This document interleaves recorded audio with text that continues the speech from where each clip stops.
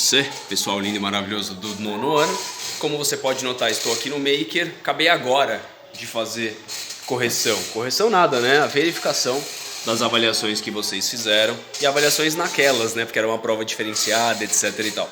Eu inicio o nosso bate-papo com essa frase que você acabou de ver aqui, ó, do Epiteto, que diz mais ou menos o seguinte, né? Uma pessoa não tem condições de aprender aquilo que ela acha que ela sabe. Eu vou repetir. Uma pessoa não tem condições de aprender aquilo que ela acha que ela sabe. Bem, a nossa avaliação, nossa provinha, ela vai muito de acordo com essa premissa do Epiteto. A minha intenção, ao fazer 6 perguntas para vocês, de uma maneira formal, era tentar te mostrar aquilo que faltou você aprender ao longo dos nossos encontros. E com isso, te dar uma segunda oportunidade, que vai ser hoje, para poder mostrar para mim que você aprendeu. Então se liga, porque você tem condições de tirar a nota máxima nessa prova. A minha intenção com esse vídeo aqui agora é comentar cada uma das 6 questões junto com vocês e depois eu devolvo a prova, para você poder usar o restante da aula para fazer aquilo que faltou. Combinados? Então o primeiro ponto é esse que eu vou destacar exatamente aqui. Qual que é a sigla do laboratório? A questão número 1 estava lá escrito o que significa a sigla STEAM. E na nossa porta a gente tem exatamente isso aqui, ó. Maker STEAM. Ciência, tecnologia, engenharia, arte e matemática. Fechou? Ai, pronto, tem que decorar? Galera, 5 palavrinhas, né? Pelo amor, eu acho que dá pra lembrar. Ciência, tecnologia, engenharia, arte e matemática. Vou ver se eu troco de ambiente, porque a questão número 2 vai precisar desenhar. Te encontro já já. Prontinho, agora sim estamos numa sala de aula. Eu vou preparar a lousa por aqui e a gente pode fazer uma mágica ao invés de eu perder tempo. Olha a lousa. Atenção. Prontinho, como num passe de mágica nós temos o desenho já pronto e você não precisou perder tempo vendo eu construir. Senhores e senhoritas, prédio Tio Igão. Já que está sendo iluminado pelo sol no mesmo momento, os raios de sol na cor laranja, eles são perpendiculares. Na verdade, eles são paralelos, andam juntinho. O Tio Igão vai ter a sombra do Tio Igão, aqui projetado, sombra do Tio Igão. E o prédio vai ter a sombra do prédio, projetado aqui. Para concluir esse primeiro exercício, o que eu precisava? Eu precisava tomar atenção, porque o exercício pediu para a gente colocar os valores nos locais certos. Então, a altura do Tio Igão, essa altura aqui, ó, do professor, ela é de 1,70 m. Pronto, coloquei a sombra no lugar certo. O tamanho da sombra do prédio, o tamanho da sombra do professor é de 3,40 m. Coloquei a sombra no local correto. A sombra do prédio foi fornecida. A sombra do prédio era de 15 metros. E bastava fazer isso para acertar o primeiro exercício. Claro que a gente tinha também que destacar os 2 triângulos, mas aqui a gente tem um triângulo grande, que ele é semelhante a esse triângulo pequeno. Pronto, está destacado. Quem fez isso ganhou a nota cheia, beleza? Vamos agora para o segundo exercício, que era o exercício de fazer o cálculo bonitinho com relação a isso. Senhoras e senhoritas, o segundo exercício, ele dizia mais ou menos o seguinte. Qual é a altura do meu prédio? Essa era a primeira pergunta do segundo exercício. Olha, dá para resolver isso aqui por lógica. Perceba, o Tio Igão tem 1,70 m. A minha sombra ficou de 3,40 m. Minha sombra tem 2 vezes mais do que a minha altura. Ela é o dobro da minha altura, né? Afinal, se você pegar 3,40 m e dividir por 2, vai dar 1,70 m. Ou 1,70 m vezes 2 dá 3,40 m. Assim você percebe que nesse horário do dia, a sombra estava 2 vezes maior do que o objeto. Ora, se a sombra estava 2 vezes maior do que o objeto, e se a sombra do prédio tinha 15 metros, então a altura do prédio tem que ser metade dos 15, que nem a altura do Tio Igão foi metade dos 3,40. Então teve aluno respondendo por lógica que a altura do prédio precisaria ser metade dos 15. Ou seja, a altura do prédio ela era de 7,5 metros. Teve aluno ainda fazendo o beabá, fazendo as continhas. Teve aluno que pegou e colocou o seguinte: a altura do prédio vale X, valor que eu não conheço. E aí montou a estrutura. Mais uma vez eu vou pausar o vídeo e vou fazer as continhas ali em cima para poder economizar o seu tempo.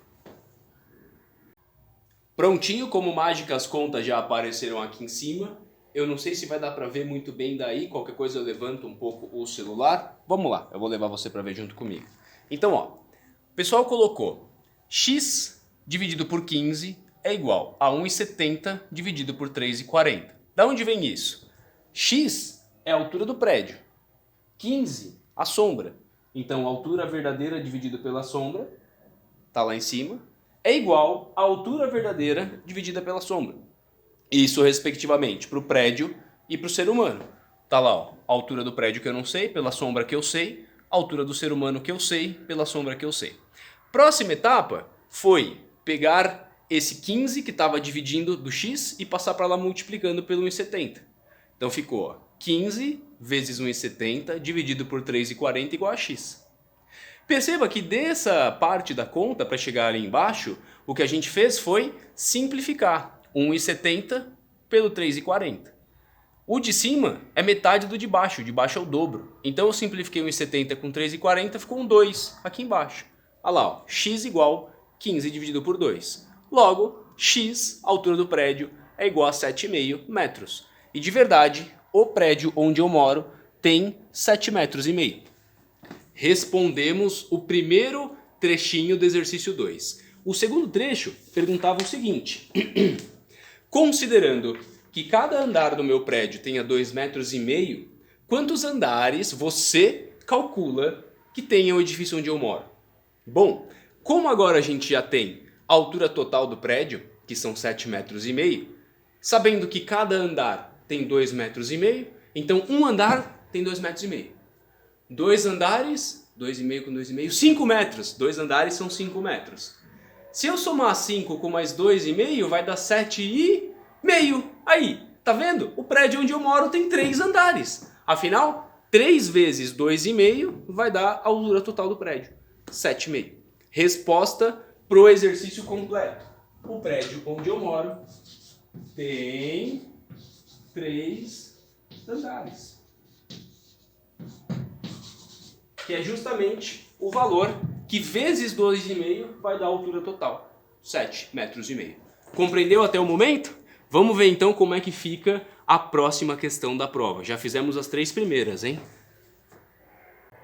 Excelente. A próxima questão da nossa prova, que é a questão número 4, ela perguntava o seguinte: o que é um teodolito?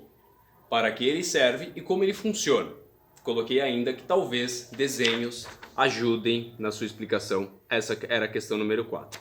Senhores e senhoritas, um teodolito, ele nada mais é do que esse instrumento que nós fizemos no Laboratório Maker, aliás, o tio Igor construiu e você teve a oportunidade de manusear. O teodolito ele serve para poder medir ângulos, só que não faz só a medição de ângulos, senão ele seria aquele outro instrumento chamado de transferidor. O teodolito, ele tem um transferidor colado nele, mas ele também precisa de um canudinho por onde a gente vai fazer a observação. Lembra disso?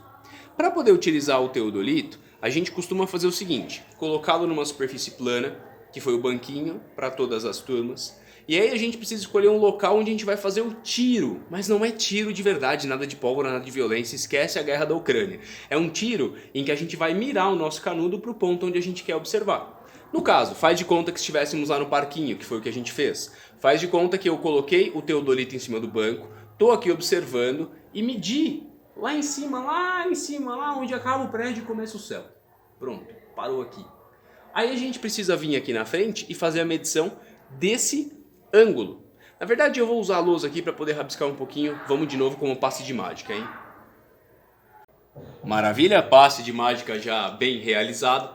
E aqui eu fiz 2 desenhos, galera. É importante perceber que a gente precisava pegar o teodolito e colocar ele numa situação que, hora que a gente apontasse lá para cima com o canudo, ele ia marcar um certo ângulo aqui com a horizontal.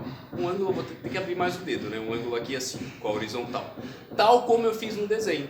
Não sei se dá para perceber, vou trazer você aqui mais junto da lousa um pouquinho. Coloquei, ó, um ângulo de abertura laranja, alfa, que está alinhado lá com o bico do prédio, certo? A gente faz essa leitura. Então a gente tem um primeiro ângulo alfa. Aí, não basta fazer um tiro. A gente tem que fazer um segundo tiro. É necessário pegar o teodolito e se afastar, se afastar, se afastar bastante suficiente para que aquele ângulo seja modificado. Para que a gente tenha agora um segundo ângulo. Então, claro que eu vou aproximar você de novo aqui, para você ver que depois que nós tivermos andado uma certa distância para trás, que geralmente eu falo 5, 10 metros, tem que ser alguma coisa relevante, né, para o ângulo ficar bem diferente. Nós vamos ter um segundo ângulo aqui, ó, que eu dei outro nome, beta, porque ele é menor, tá vendo? Esse segundo ângulo, ele é diferente do ângulo alfa laranjinha. E claro, né, a gente andou, então o ângulo desceu um pouco. O que é que você precisa saber como resposta para essa pergunta número 4? Eu ficaria contente se você colocasse o seguinte: o teodolito é um instrumento de medida à distância, assim como o quadradão que a gente vai discutir no próximo exercício. Para ele funcionar, a gente precisa fazer 2 tiros e ele precisa de uma medida de distância, além dos 2 ângulos. Fora isso, as contas o tio Igão falou que resolve pra gente, porque as contas elas levam em consideração seno, cosseno e tangente, não precisava esquentar a cabeça, mas eu fico satisfeito com uma resposta desse tipo.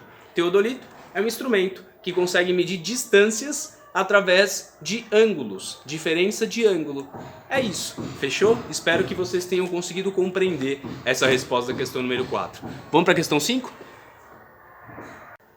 Questão número 5, tá lá, a prova perguntava sobre aquele tal daquele quadradão do Iberê Tenório, né? Começava falando sobre paralaxe, aliás, deixa eu relembrar você o que é paralaxe. Paralaxe é quando a gente parou para poder fazer aquele experimento de colocar um dedo na frente do nariz e alternar os olhos. Fecha um olho, depois abre o outro, depois fecha um olho, depois abre o outro.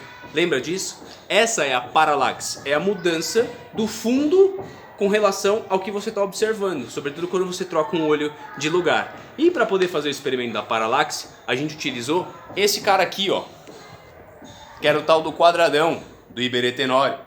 Todos os estudantes tiveram a oportunidade de manusear, eu não sei se todos de fato manusearam.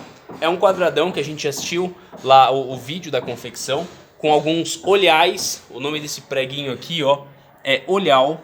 E a proposta, eu vou aproveitar que ele está apoiado aqui, ó, é a gente fazer uma observação exatamente dessa forma. Você está vendo que aquele prego está alinhado aqui dentro com esse olhal? Depois disso feito, a gente precisa ir lá no outro olhal, que acho que está aqui de ponta cabeça, e fazer uma outra observação. Só que esse segundo olhal, lembrei, tá aqui no meu bolso o treco. Bolso nada, eu coloquei aqui. Esse segundo olhal, ele não pode ser fixo, ele tem que escorregar aqui em cima da régua, para a gente poder fazer o alinhamento certinho do primeiro com o segundo olhal. Tipo aqui assim, opa, é isso. Tá vendo que um olhal tá dentro do outro? É claro que isso tem que ser alinhado, né? A gente vai escorregando esse segundo olhal aqui em cima da régua para poder fazer essa paralaxe.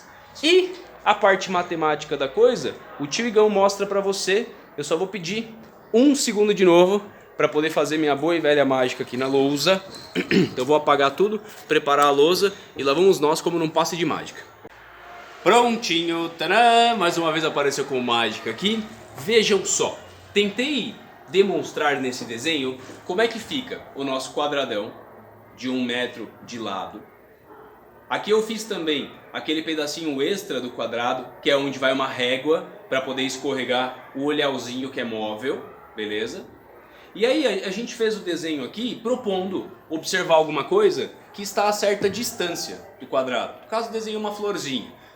Pra gente, nós fomos lá no pátio para poder verificar alguma coisa longe. Teve grupo que colocou um extintor de incêndio, teve grupo que mandou um aluno ir lá longe, né, e mediu com o aluno e tal. O fato é que tem uma distância D aqui que a gente não conhece, certo? Como é que a gente faz para poder utilizar esse medidor de paralaxe, o quadradão lá do Iberê Tenório? Bom, a gente sabe que aqui tem 1 metro.